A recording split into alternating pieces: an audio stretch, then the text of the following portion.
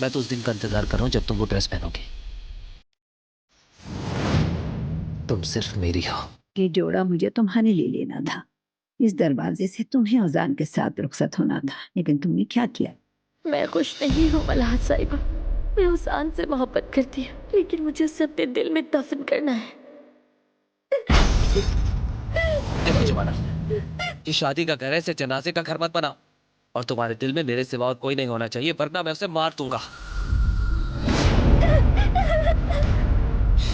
इसीलिए तो तुमने इस आदमी को हाँ कहा जुबाना।